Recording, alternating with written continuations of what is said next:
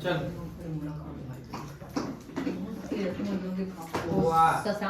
एक आज जो जुट्टी पण है एक बाबा ये चीज सबके सब खाओ। अरे मिलवा भी खाना चाहिए। फर्स्ट यूनिट है एक तो बस दे। और थर्ड चैप्टर जिसको बोलेंगे निवास स्थान तथा कर दायित्व, जिसका हमारा वो होगा रेजिडेंट एंड टैक्स लायबिलिटीज। ठीक, 3 पर्सन होते हैं किसी भी पर्सन को टैक्स पेयर करने के लिए किसी एक कंट्री में। जैसे हमारा इंडिया है, हमारे इंडिया में ना कोई भी पर्सन ऐसा नहीं है कि वो इंडिया में एक आधार कार्ड रखा हो, मतलब उसको नागरिकता मिला हो, वो रेसिडेंटल इसी का हो, ये जरूरी नहीं होता। हमें क्या पढ़ना है, टैक्स लायबिलिटीज, मतलब वो कर देने के लिए कहाँ दायित्व बनाता है, क्योंकि वो जहाँ इनकम कमाएगा वहाँ वो टैक्स देगा। तो ये हमको उनसे मतलब नहीं है कि वो पर्सन इंडिया का हो या किसी कोई अदर कंट्री का हो। हमें सिर्फ क्या करना है, जो 2023-24 मतलब हमारा जो बेस ईयर है, आधार वर्ष है ना, कर निर्धारण वर्ष तो 2024-25 है जिसमें हम टैक्स पटाते हैं। तो 23-24 में पिछले साल वो क्या वो पर्सन, जिस पर्सन के बारे में हम गणना करेंगे, कैलकुलेशन करेंगे, तो वो पर्सन इंडिया में कितने दिन तक रहा,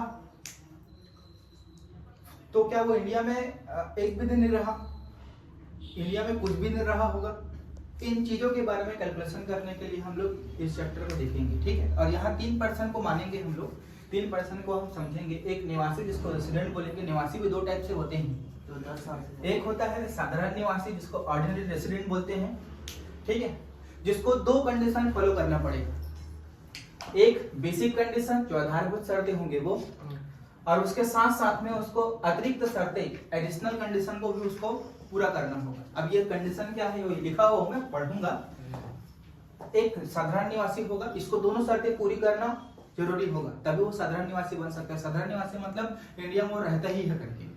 ठीक, मैं जो कहना चाह रहा हूँ वो इंडिया के पर्सन होने से नहीं मतलब रखना। पर्सन का मतलब इंडिया का नागरिकता किसको मिलता है, जो आधार कार्ड रखा है, आधार कार्ड रखेगा उसी को नागरिकता है ना। हमको नागरिकता से मतलब नहीं है इस चैप्टर में, हमको वो उनके रहने से मतलब है, रेसिडेंट होने से मतलब है। और ये असाधारण निवासी, असाधारण निवासी बनने के लिए उसको एक शर्त पूरी करनी होगी, नॉन ऑर्डिनरी रेसिडेंट बोलेंगे उसको।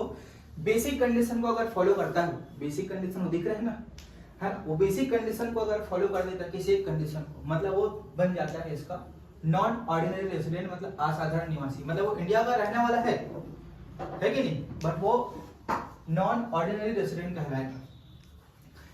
तीसरा, अगर वो कोई कंडीशन ही फॉलो नहीं करता, लिखा कोई भी कंडीशन को फॉलो ना करे, कोई भी कंडीशन को फॉलो ना करे, मतलब उसको नहीं करता है, इसको नहीं करता है, तो वो कहलाता है हमारे इंडिया का पर्सन नहीं है उस साल के लिए, जिस साल के लिए कैलकुलेशन करेंगे। जैसे 23-24 है, 23-24 में रहा ही नहीं ऐसा समझा जाएगा, तो टैक्स यहाँ पटाएगा नहीं। जैसे कि एग्जांपल बता रहा हूँ मैं, अक्षय कुमार इंडिया में भले रहता है, इंडिया में कमाई करता है, लेकिन इंडिया का नहीं है। ठीक है, वो कनाडा का पर्सन है, कनाडा का रेसिडेंट है वो। ठीक, जैसे कैटरीना कैफ है, तो कैटरीना कैफ भले इंडिया में रहती है, इंडिया में सब चीज करती है, लेकिन वो लंदन की है कि नहीं। जैकलिन है, जैकलिन भी इंडिया की नहीं है, वो भी लंदन की है। तो एक स्पेशली अगर हम बात करें तो हमको इंडिया में रहने या नहीं रहने नागरिकता से मतलब नहीं है। इंडिया में अगर वो काम कर रहे हैं, कमाई कर रहे हैं, तो इसका मतलब वो इंडिया में ही टैक्स पटाएगा, लेकिन एक कंडीशन को फॉलो करेगा तभी वो इंडिया का ही पर्सन बन सकता है। क्योंकि कई लोग क्या करते हैं, देखना समझना एक चीज, हमारे इंडिया के अलावा अदर कंट्री में भी टैक्स पे होता है, लेकिन कई लोगों को ये लगता है कि इंडिया का टैक्स जो है, टैक्स रेट है वो ज्यादा है। तो कई लोग क्या करते हैं, इंडिया से बाहर रहकर काम करने जाते हैं जानबूझकर। ठीक है, हो सकता है कोई कारण होगा, और तो कई लोग काम करना जाते हैं, लेकिन फिर भी वो इंडिया में ही टैक्स पटाते हैं, क्योंकि वो उनका आना जाना लगा होता है। पहला कंडीशन।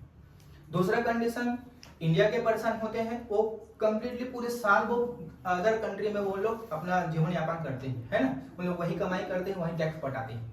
इसके बहुत सारे रीजन होते हैं। वो क्या लगता है उनको, इंडिया का टैक्स ज्यादा है, तो वो लोग विदेशों में कमाते हैं। ठीक है, उनको लगता है कि इंडिया का टैक्स ज्यादा है, तो लोग विदेशों में कमाई करके कुछ महीने कमाई करते हैं, उसके बाद वो फिर इंडिया में आ जाते हैं। कई लोग ऐसे पर्सन होते हैं, कमाई बाहर करते हैं और इंडिया में आकर टैक्स पटाते हैं। तो इन लोग कैसे होते हैं समझना।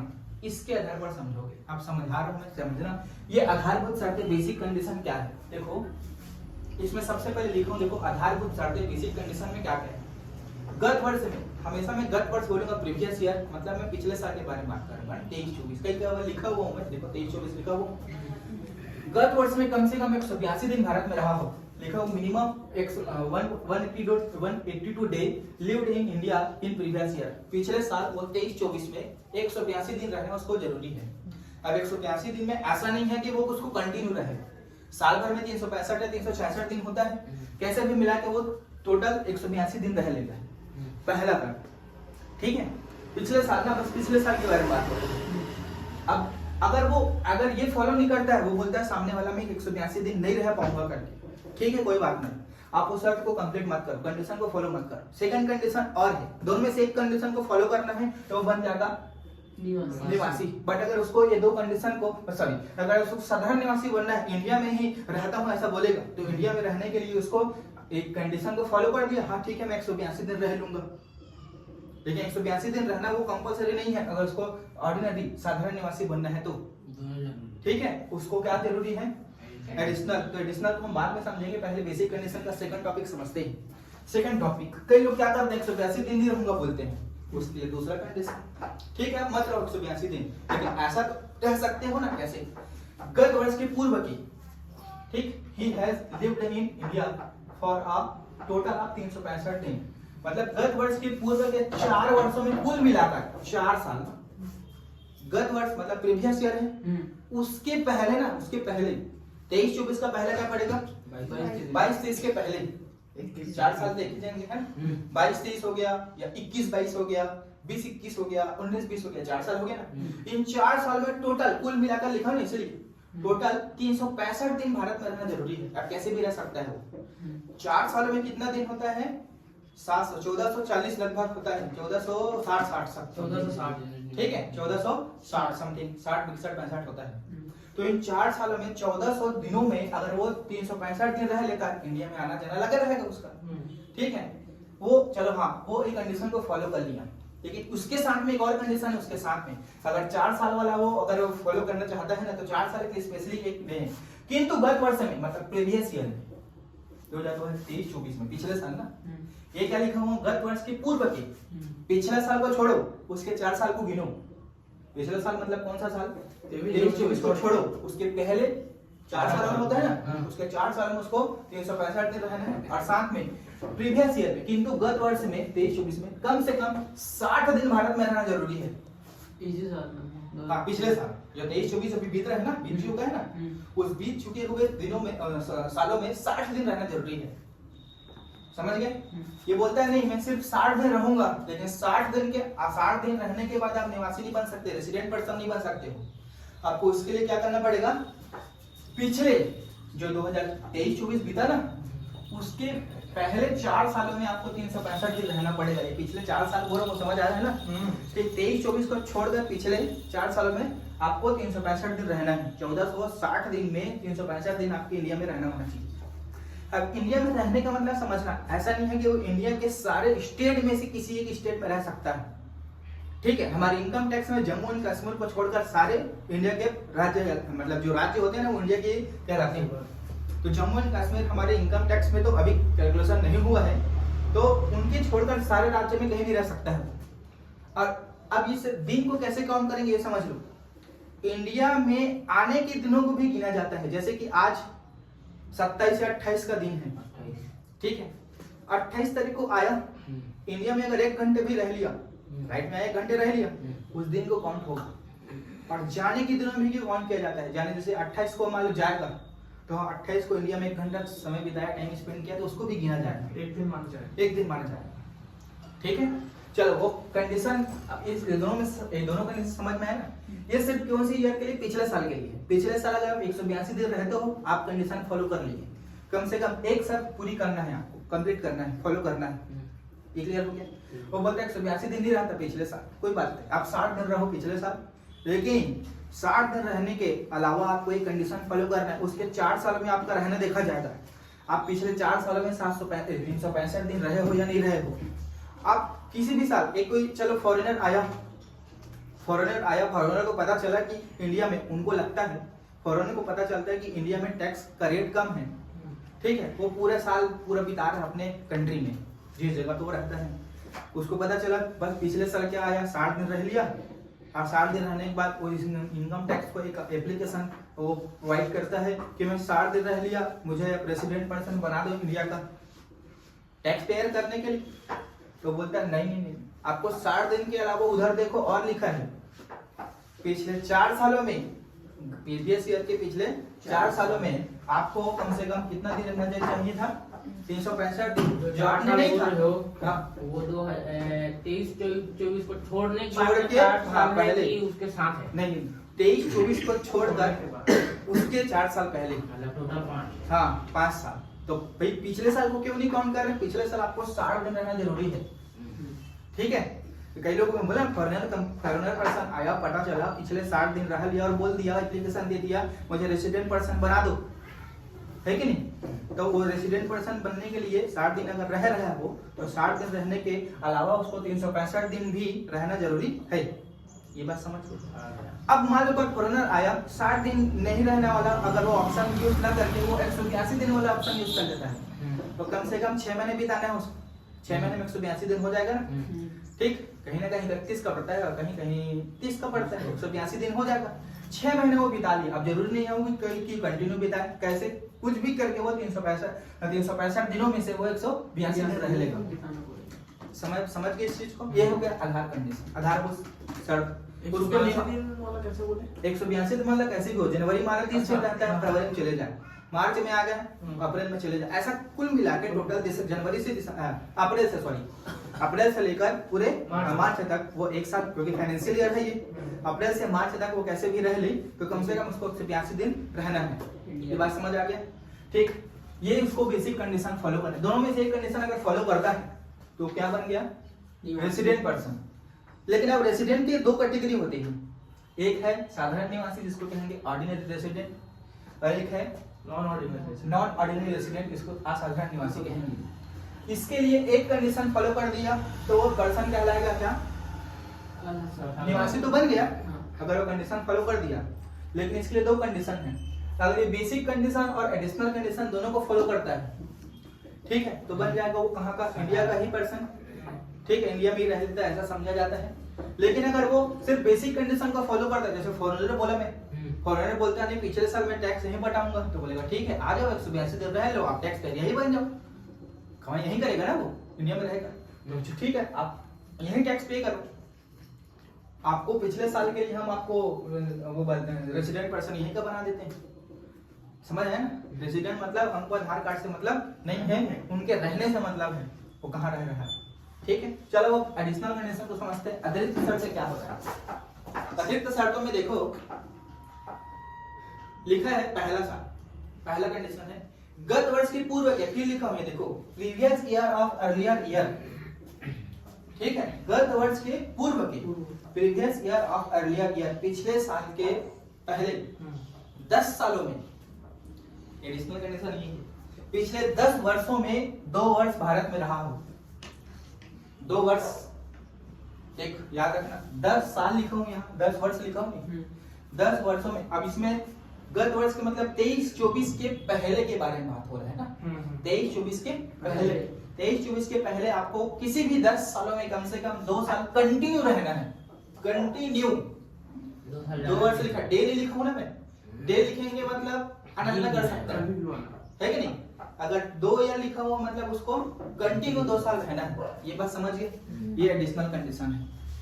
और दूसरा एक और है, ये दोनों शर्तें पूरी करना है, ये दोनों कंडीशन को फॉलो करना उसको कंपलसरी, ये कंप्लीट कर लिया, उसके बाद इसको दोनों कंडीशन फॉलो करेगा तो क्या बन जाएगा, ये साधारण निवासी ऑर्डिनरी रेसिडेंट बन जाएगा इस इंडिया का पिछले साल के लिए, ठीक। अब सेकंड कंडीशन क्या है देखो, दोनों सेम दिखता है, गत वर्ष 2023-24 की पूर्व के 7 वर्षों में, यहाँ 10 साल है, यहाँ 7 वर्ष है, लेकिन यहाँ दिन है देखो, कुल मिलाकर 730 दिन भारत में रहा हो, 730 बराबर 2 ही साल होता है क्या, लेकिन ये दोनों अलग चीज है। यहाँ दिन लिखा हूं, टोटल आना जाना कर सकता है, समझ के, ये आना जाना कर सकता है, 7 वर्ष है ना, 7 वर्ष है, यहाँ क्या लिखा 10 वर्ष, 10 साल में 2 साल कंटिन्यू रहना चाहिए। जब ये कर लिया तो ये ऑटोमेटिकली कर रहा है ना, बात समझ आया ना। 2 साल मतलब 730 दिन हुआ क्या, ये कर लिया मतलब ऑटोमेटिकली ये रह लिया ये, ठीक है कि नहीं। तो इसीलिए ये घुमाने के लिए बोला है, कैसे देख लो समझ लो। 7 साल है तो कुल मिलाकर 730 दिन रहना है उसको, ये एडिशनल कंडीशन हो गया। जब ये कर देता है तो ये कर देता है, ये तो कंप्लीटली करेगा ही करेगा। ओके सर, तो जैसे एडिशनल कंडीशन में दोनों को कंपलसरी करना ही है। जब ये कर लिया तो कर चलिए, सेकंड कंडीशन को फॉलो कर follow लिया, कर लिया। ठीक है। तो बेसिक शर्तों में से एक कंडीशन को फॉलो करने के बाद उसको 2 कंडीशन अगर फॉलो करता है तो कौन सा पर्सन बन जाएगा, additional condition resident, ordinary resident बन जाएगा। साधारण निवासी, भारत में ही रहता है ऐसा माना जाता है, मतलब वो भारत में टैक्स पटाता है ऐसा समझा जा रहा है। पिछले साल के लिए बारे में बात समझ गए, यस सर। ठीक। कई बार कई लोग क्या करते हैं, 10 साल कंटिन्यू रह लिया, पिछले साल क्या किया, वो इंडिया से निकल गया, समझ गए। वो इंडिया में 60 से कम दिन रहता है, भले भारत के पर्सन था, भारत का क्या था, पर्सन था, लेकिन वो इंडिया में पिछले साल 60 दिन से कम रह लिया। तो इंडिया में के बाहर कमाई करने गया ना, वो कमाई कहाँ गया, इंडिया के बाहर। तो कमाई भी कहाँ किया, इंडिया के बाहर, तो वहां भी टैक्स समझ गए। तो साधारण निवासी रेसिडेंट बनने के लिए उसको कम से कम कितना दिन रहना चाहिए, 360 बेसिक शर्त में 182 दिन, सिर्फ 82 के बारे में बात है।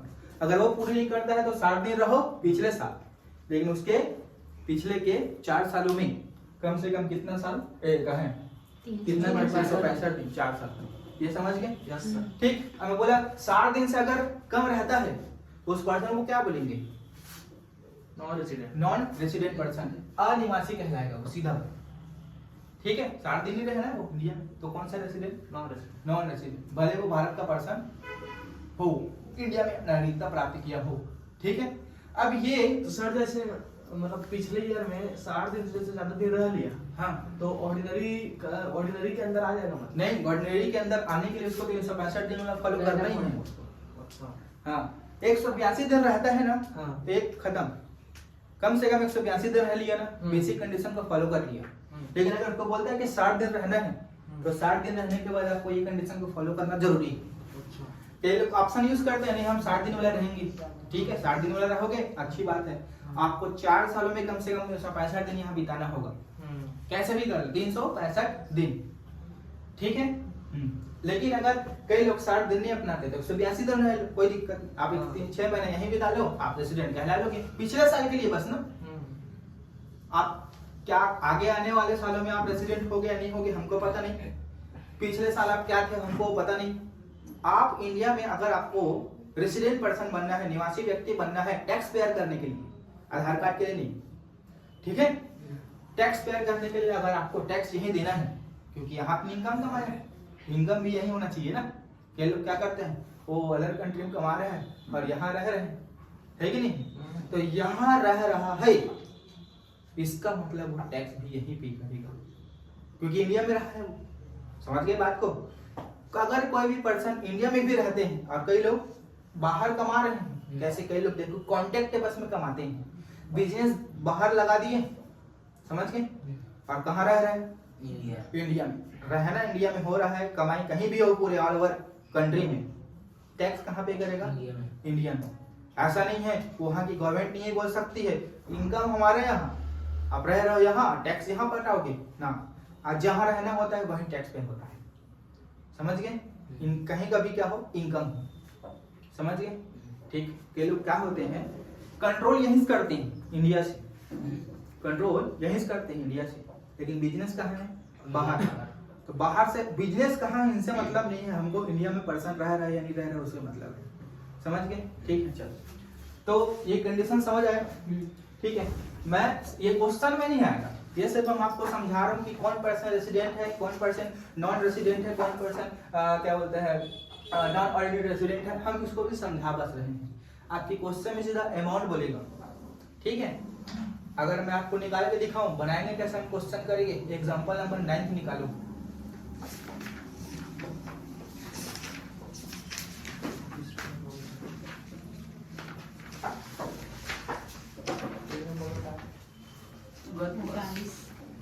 एग्जांपल नंबर 9,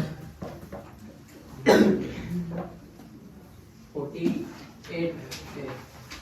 47 राम प्रसाद वाला। हाँ? हाँ जो भी हो, हाँ। ठीक।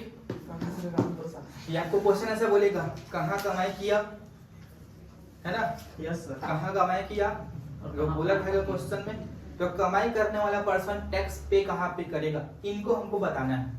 Yes sir. ठीक है, जैसे कि एक छोटा सा सिंपल सा टॉपिक पढ़ना, क्या लिखा गया है। गत वर्ष 2021-22 के लिए श्री राम प्रसाद की आय निम्नलिखित है। फर्स्ट टॉपिक, इसमें लिखा है कि ईरान का लाभ भारत ने प्राप्त किया। इंडिया का प्रॉफिट है, कहाँ रिसिप्ट हुआ, ईरान का लाभ हाँ तो इंडिया का सॉरी ईरान का प्रॉफिट है, इंडिया मैं में उल्टा बोल दिया प्राप्त हुआ। हाँ ईरान का प्रॉफिट है, इंडिया बोल दिया था क्या, ईरान ईरान भारत में प्राप्त हुआ, रिसिप्ट कहाँ हुआ, इंडिया में कमाई हुआ, प्रॉफिट कहीं भी हो, बोला बिजनेस कहीं का भी हो, अगर इंडिया में आया तो टैक्स इंडिया में मतलब रिसिप्ट हुआ तो इंडिया में ही क्या पड़ेगा उसका, टैक्स पड़ेगा। तो हमको क्या करना है, देखो 3 कॉलम होगा और 3 कॉलम में तीनों में अमाउंट गया होगा, ऑर्डिनरी नॉन ऑर्डिनरी। ठीक है। Profit in earn from business in Kanpur है, कहाँ पे? लिखा है नहीं, ईरान का पर्सन है क्या, इंडिया में रिसिप्ट हुआ ना, रिसिप्ट हुआ ना इंडिया में, याद रखना, आप समझ लो। अब इधर देखो, इधर समझो, ये तीनों पर्सन के लिए कैसे टैक्स पे यही होगा, है कि नहीं। ये पर्सन अनिवासी नॉन रेसिडेंट, ये तो इंडिया में रह ही नहीं, तो यहाँ तो टैक्स पटाएगा नहीं, ऐसा मान रहे हो ना, समझिए। रिसिप्ट कहाँ हुआ, इंडिया में। इंडिया का पर्सन कमाई करने के लिए कहाँ गया था, ईरान गया था। इंडिया का पर्सन होगा वो, कमाई करने के लिए कहाँ गया था, ईरान। मिला कहाँ, इंडिया में। इंडिया का गवर्नमेंट में जैसे ही पैसा आरबीआई के अकाउंट में ट्रांसफर होता है, वो ईरान का जो करेंसी है वो अलग, इंडिया का करेंसी अलग, करेंसी कन्वर्ट करेगा तो इंडिया में मिलेगा ना उसको, इंडिया में रिसिप्ट होगा, भले वो इंडिया में पर्सन रहा हो या ना रहा हो, लेकिन टैक्स कहाँ पे होगा, क्योंकि इंडिया में मिला है, समझ गए। अगर कमाई भी इंडिया में हो रहा है, कमाई मिला कहीं भी हो, कमाई अगर इंडिया में हो रहा है तो इंडिया में पड़ेगा क्या चीज, टैक्स। ओके सर, तो जैसे वो इंडिया से निकाल नहीं पैसा तो ईरान में भी टैक्स पटाया होगा ना, एक जगह टैक्स पड़ता है, वाह। तो ऐसा तो फिर इंडिया में जैसे कमा रहा पैसा बाहर जगह निकाल कर यहाँ क्यों पटाएगा? कमाई निकालता नहीं है, ट्रांसफर होता है। वो प्रॉफिट जो कमाएगा ना, गुड्स वगैरह सामान वगैरह पे, वो सामान वगैरह पे टैक्स वहां पड़ गया, टैक्स तो एक जगह पटेगा ना, ऐसे में तो फिर उस पर्सन को घाटा हो जाएगा, ठीक है, जगह का टैक्स पटाना नहीं भाई, है ना। वो गुड्स पे टैक्स वहां पटाएगा, लेकिन जो इनकम हो रहा है उस पे यहाँ टैक्स पे करेगा, क्योंकि हम इनकम टैक्स पढ़ रहे हैं, इनडायरेक्ट टैक्स नहीं। इनडायरेक्ट टैक्स का टैक्स वहीं पे हुआ होगा और इसके बाद डायरेक्ट टैक्स का टैक्स यहीं पे होगा, समझ आया बात, ठीक है। तो अभी मैं अभी तक क्लियर नहीं हुआ, हम क्वेश्चन में नहीं जाएंगे, अभी इधर देखो, ठीक है। अब इसके लिए कंडीशन भी फॉलो होता है, कौन कौन से पर्सन के लिए ये कंडीशन को हम क्या बोलते हैं फॉलो अप नहीं कर सकते, उसके लिए ये देखो बुक में है आपके पास, फ्रंट पेज में ही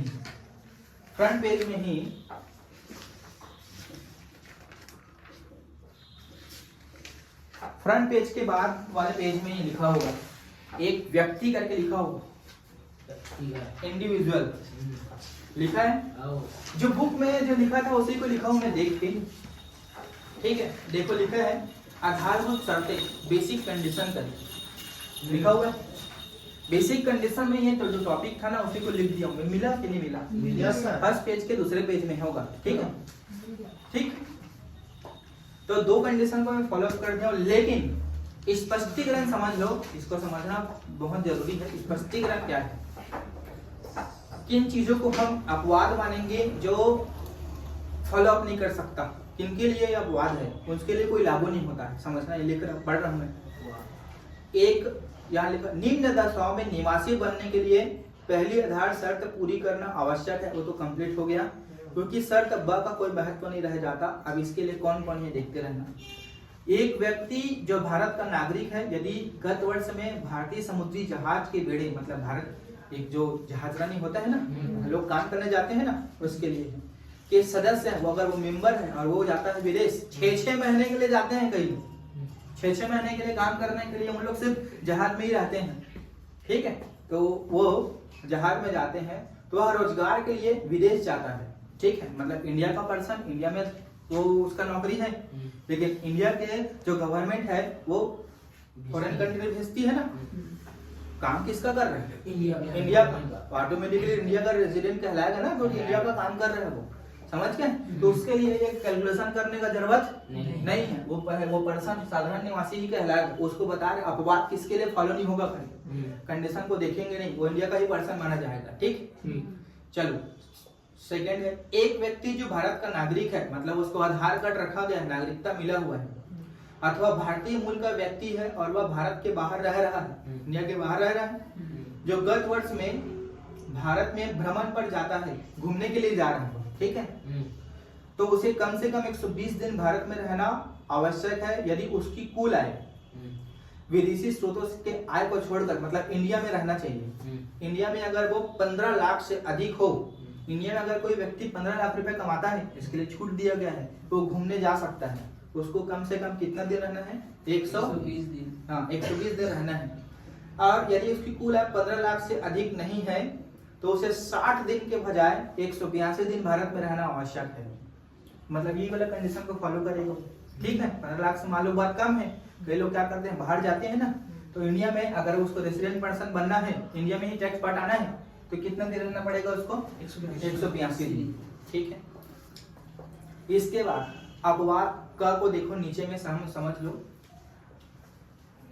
इसके अंतर्गत रोजगार व स्वयं का रोजगार अथवा व्यवसाय या पेशा भी शामिल है। मतलब कोई भी काम कर सकता है, खुद का काम कर सकता है ना। कई लोग गवर्नमेंट के अंदर में काम करते हैं, ये सब चीज इसमें आता है, ये कहना चाह रहे हैं वो।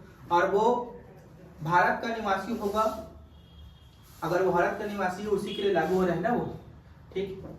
अब अपवाद नंबर, हम भारत के मूल निवासी किसको कहेंगे वो देखो, भारत का मूल निवासी लिखा हुआ है।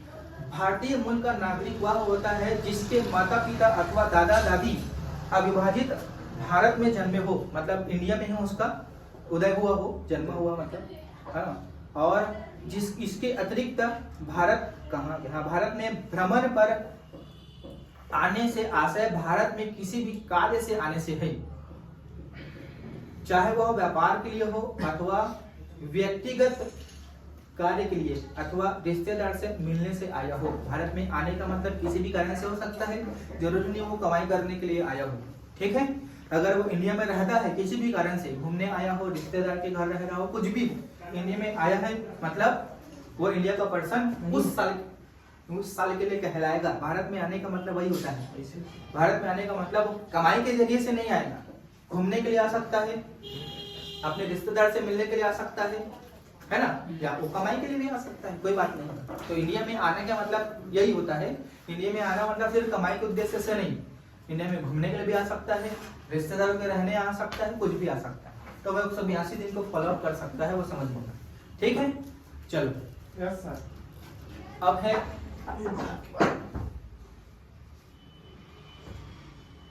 और क्या समझाना है, हाँ ये सबसे नीचे आओ, निवासी माना जाएगा, ऐसा लिखा है ना, डिमांड टू रेसिडेंट। एक भारतीय नागरिक जो अपने मिला ना वो सबसे नीचे, एक भारतीय नागरिक जो अपने अधिवास मतलब जिस जगह पे रहता है या निवास या समान प्रकृति की किसी अन्य मापदंड के कारण किसी अन्य देश या क्षेत्र में कर का भुगतान करने के लिए उत्तरदायी नहीं है, उसे भारत में निवासी माना जाएगा।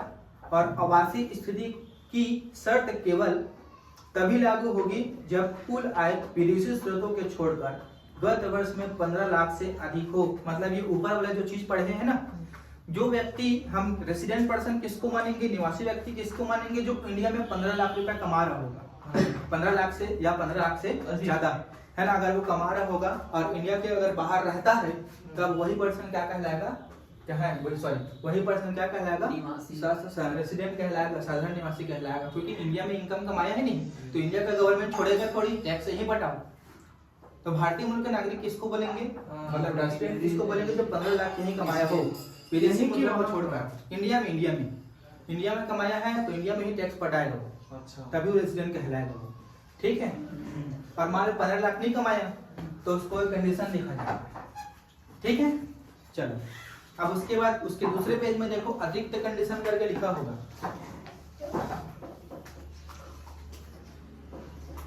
एडिशनल कंडीशन है हमारे पास असाधारण निवासी, अतिरिक्त शर्तें।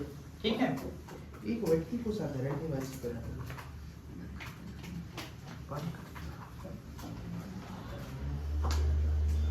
ठीक है। उसके नीचे वो जो सबसे नीचे आप सेकंड क्वेश्चन के सबसे नीचे ये जो लिखा हुआ है ना, हाँ। वो उसको ये बुक को ही देख के लिखा हुआ हूं मैं, ठीक, एक्स्ट्रा मैं नहीं लगाता दिमाग करके। हाँ सर सही है। सबसे नीचे आपके पास नॉन रेसिडेंट अनिवासी करके लिखा है, ठीक है, उसको थोड़ा सा क्लियर कर लेते हैं। वहाँ संयुक्त हिंदू परिवार का हिंदू अनडिवाइडेड फैमिली बोलते हैं। Yes sir. सबसे नीचे लिखा हुआ है ये तीनों प्रकार के करदाता अनिवासी उस दशा में होंगे जब संपूर्ण नियंत्रण एवं प्रबंध बाहर से होता है। नॉन रेसिडेंट पर्सन कब कहलाएगा? इंडिया से कोई ताल्लुकात ही नहीं है, न तो इंडिया में आता हो, न तो इंडिया में कमाई करता हो, ना तो इंडिया में किसी प्रकार का बिजनेस चलता हो, ना तो इंडिया में कोई अमाउंट रिसीव ही ना हो, किसी भी प्रकार का। अनिवासी किसको बोलेंगे? नॉन रेसिडेंट को उसको बोलेंगे। मतलब टैक्स यहाँ कब पे नहीं करेगा? जब इंडिया में कोई पैसा ना आए, इंडिया में कोई कमाई ही ना हो, मतलब इंडिया से किसी प्रकार के इनकम का ताल्लुकात नहीं रखना हो, ठीक है, तब वो क्या कहलाएगा? नॉन रेसिडेंट टैक्स पेयर कहलाएगा। अब एक एग्जांपल बता रहा हूँ। पाकिस्तान इंडिया के बाहर का है, पाकिस्तान में उसका जगह है, जमीन है, वहां कृषि का काम किया, पाकिस्तान में कमाया, पाकिस्तान में मिला और वहीं एक बैंक में डिपॉजिट कर दिया, लेकिन साथी आज की ठीक है। तो क्या इंडिया में कुछ पैसा आया था? इंडिया से मतलब हुआ क्या? तो वो पर्सन जहाँ टैक्स पे नहीं करेगा, इंडिया में पर्सन टैक्स पे नहीं करेगा, वो हमारे लिए नॉन रेसिडेंट है, ठीक है। ये क्लियर हो गया इतना चीज थोड़ा बहुत? यस है ना। और क्लियर करेंगे इसके दूसरे भाग में, हमें पॉज करना। बस बस वीडियो बन गया।